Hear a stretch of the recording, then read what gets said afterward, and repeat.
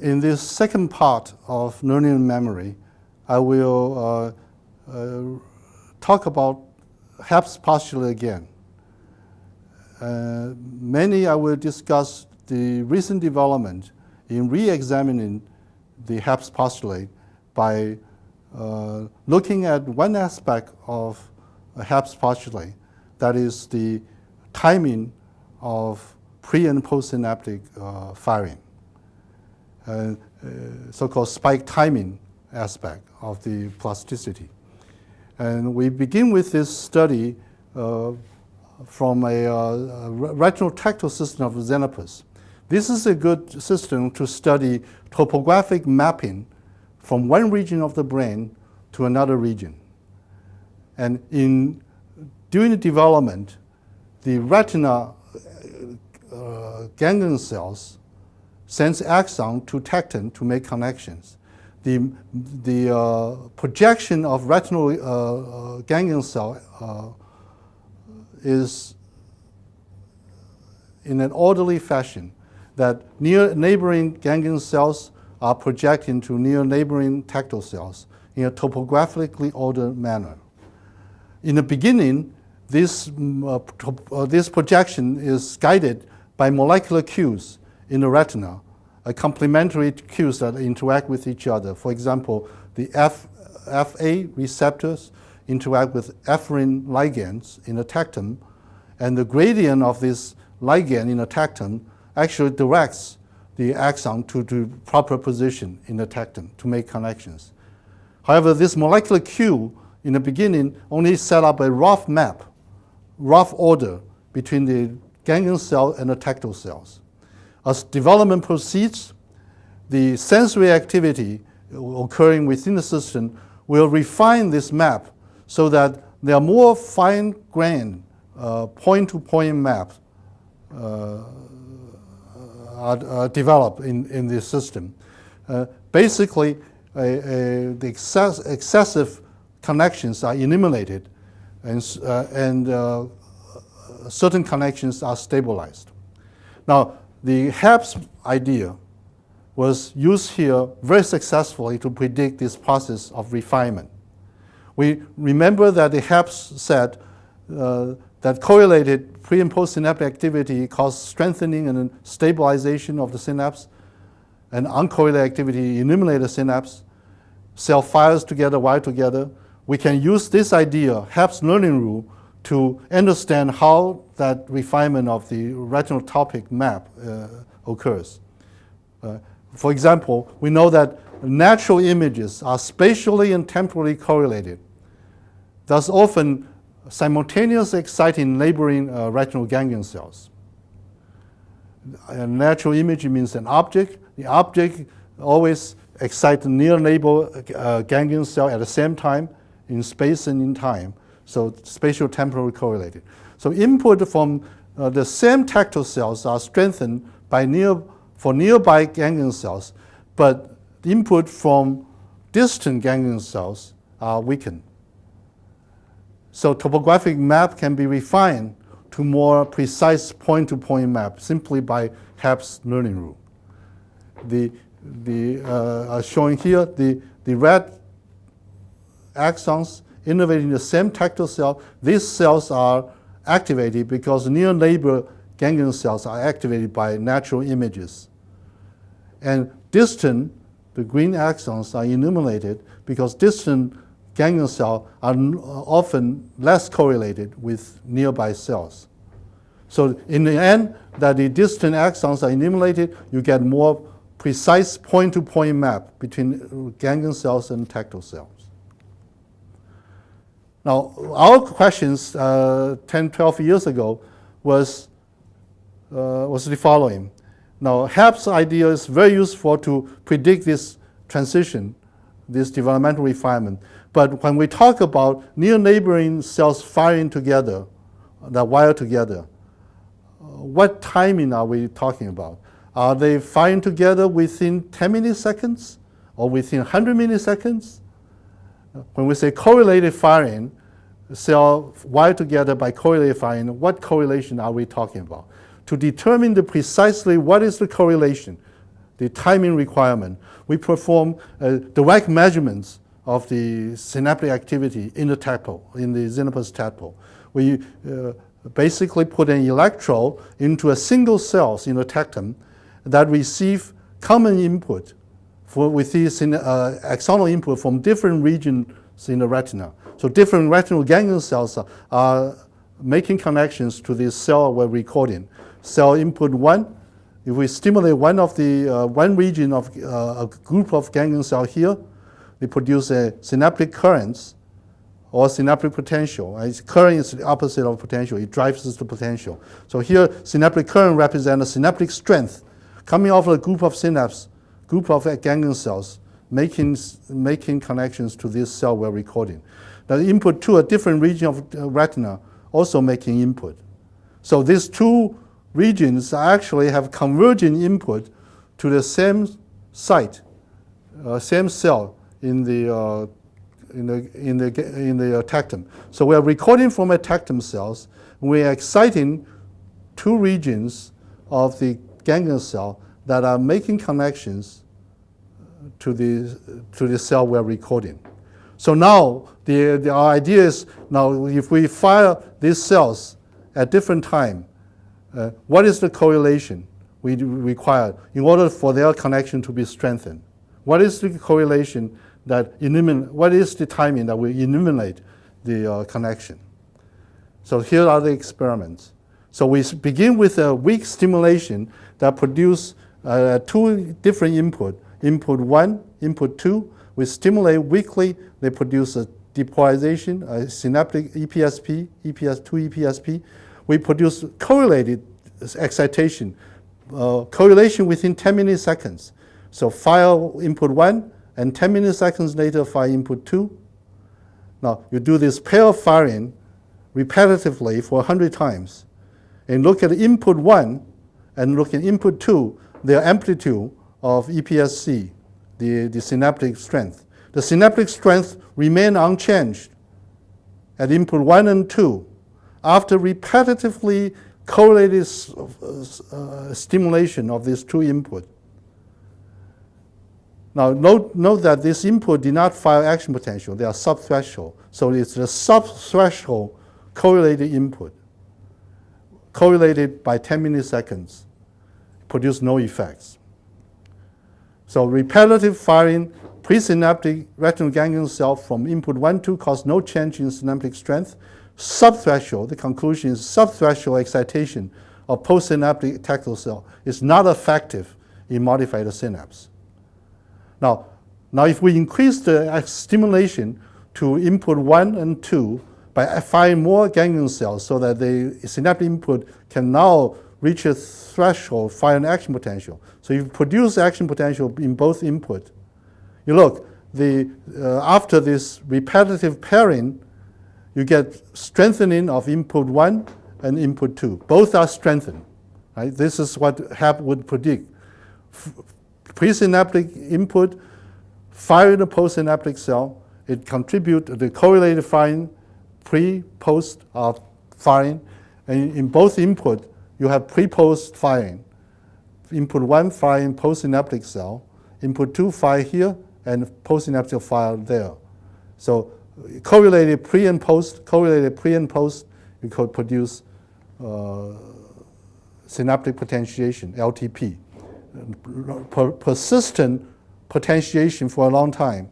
This is 30 minutes, a long-term LTP. So this is the conclusion, that repetitive firing presynaptic retinal ganglion cell axon at both input causes synaptic strengthening at both inputs. Suprathreshold, that threshold that can fire action potential, this suprathreshold excitation of postsynaptic cell allows synaptic strengthening. You need a postsynaptic spiking to give you strengthening. Now, we can do more experiment. That's if we couple a weak input, one that only subthreshold input, with a strong postsynaptic firing of a second input. After this pairing, what happened? You see that input 1 and 2 are both strengthened. Now, the input 2, remember, this weak input by itself, if we have only weak subthreshold input without spiking of the postsynaptic cell, we don't see any change.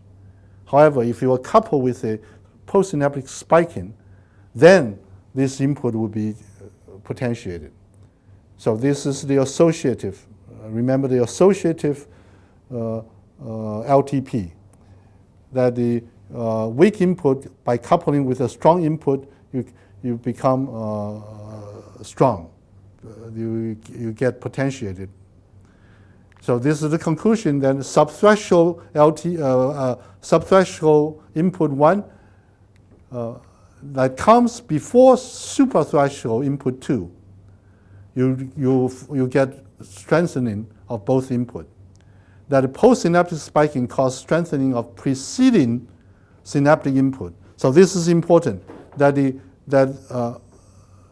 this spiking can strengthen the preceding weak input. Now, the timing is important, comes from the last experiment, where the first input is strong, produces spiking. The second input is weak. The result is very striking. The result is that the input 1, the strong input is potentiated. This is exactly what you expect, right? Now, the correlated firing produces strengthening. The amazing thing is that the weak input now, even though they are associated with strong input with 10 milliseconds interval, this association did not allow them to be potentiated. In fact, they were depressed, right? Now, opposite to the case where they're in association by preceding the spike, they become potentiated. If they're in association with the spike but following the spike, they become depressed. Now, this potentiation and the depression are both NMDA receptor dependent. It's exactly what we expect for long-term potentiation, long-term depression. A process depends on NMDA receptor, because if you block the NMDA receptor with a drug called AP5, the LTP disappeared, the LTD also disappeared, right? So these are NMDA receptor dependent LTP and LTD. So now this finding, if our experiment was to test the timing, so we can now vary the timing between input 1 and 2 and see what the timing, how correlated they have to be in order for these effects of one input on the other. And what we found is that there's this striking window for LTP and LTD. That is, when the input comes in, a synaptic input comes in before the postsynaptic spiking, within a time window of 20 milliseconds, this is 20 milliseconds, you get LTP. This input will become potentiated after pairing. If the input comes following the spiking of postsynaptic cell, within a time window of 20 milliseconds, you get LTD. And this, both LTP and LTD require correlation, require the correlated firing of pre- and postsynaptic cell within 20 milliseconds. But the order of firing is important. In the case of LTP, presynaptic firing that creates this LTP, this EPSP, presynaptic firing occurs before postsynaptic spiking. You get LTP. If presynaptic firing, which generates this EPSP, occurs after postsynaptic spiking, you get LTD. So the same correlation is required. 10 millisecond correlation, 10, 20 millisecond correlation is required for synaptic modification. But pre before post, you get LTP. Post before pre, get LTD. And this is different from what original Hebb's postulate was talking about. Hebb's only concerned with correlation.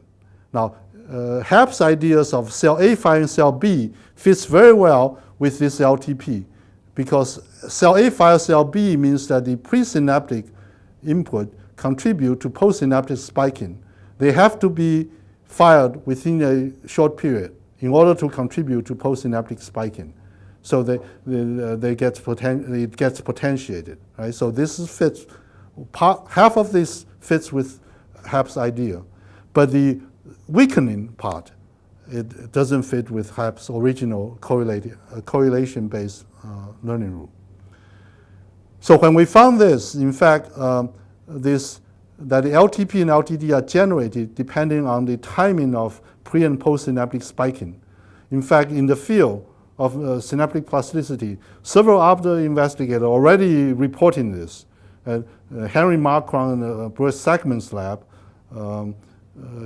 Dominic DeBan, Scott Thompson, Beat Gavina, and Curtis Bell, they all have reported in different systems that the LTP can be generated if the presynaptic stimulation occurs before postsynaptic excitation. And you get LTD if the order is opposite. Right? So we actually, when we found this, we immediately tested whether it's really postsynaptic spiking is involved. We directly inject currents into postsynaptic cell. Instead of using synaptic input to create this spiking, we inject current to create spiking and test the timing of the postsynaptic spiking in potentiate the synaptic input. We found that this circle, this timing indeed fits very well. The postsynaptic spiking is indeed generating LTP or LTD when they're depending on their order. So this led to a temporal specific rule in synaptic learning. This temporal specificity is very important for associative learning. I just talked to you about the Pavlovian conditioning in the last part. The Pavlovian conditioning in the dog, the meat is an unconditioned stimulus to induce salivation, but bell ringing is not a strong stimulus. It has no effect on salivation normally, but conditioning of a pairing of CS, the conditioning stimulus before US, before the meat is presented, you get salivation. But if you reverse the order, you present the meat before bell ringing. The dog doesn't learn because the ringing of bell follows the meat presentation. Associative learning has an order. The bell has to lead to meat rather than the other way around. Right? So inherent within associative learning, there's an order of association. And this is reflected at a synaptic level. And the synaptic learning rule now is an analogous timing requirement. Pre-synaptic firing before post-synaptic firing give you LTP. Opposite give you LTD. We now call this type of synaptic plasticity a spike time independent plasticity, STDP. So now, knowing the STDP, the spike time independent plasticity, we can now understand what is the rule for synaptic competition during development. The synapses that are innervating the target cell compete by willing in the competition by contributing spiking of the postsynaptic neuron. Those who contribute to spiking gets rewarded by potentiation. And there's a causality in this, that the presynaptic cell causes postsynaptic firing, then it's rewarded by potentiation. Also, the competition occurs within inputs arriving at the same time window of 40 milliseconds. Competition among a group of synapses, not all synapses, but only those synapses that are activated within 40 millisecond time window. That's the associativity. Now, like any competition in life, competition are always among nearly equals. Those inputs are arriving too early or too late within that are outside this window of 40 milliseconds are out of the competition. They are not affected by, their synaptic transitions are not affected. Only those arriving nearly equally at the same time within 40 milliseconds are competing with each other by firing the postsynaptic cell. If one fires relatively early, then gets potentiating. One fire relatively late, when the cell's already spiking, then one gets LTD, depression. So time is everything.